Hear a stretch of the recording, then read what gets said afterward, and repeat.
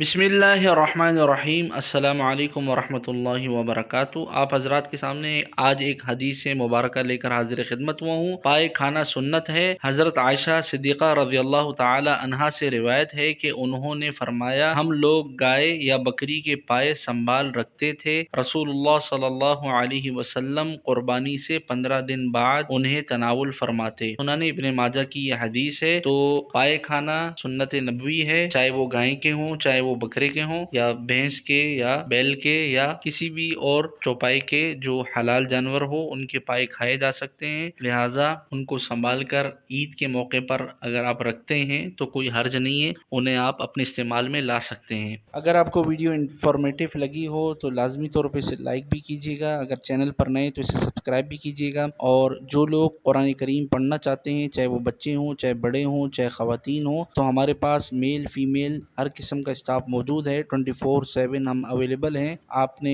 जब भी पढ़ना हो, जिस टाइम पढ़ना हो, आप हमसे कांटेक्ट कर सकते हैं।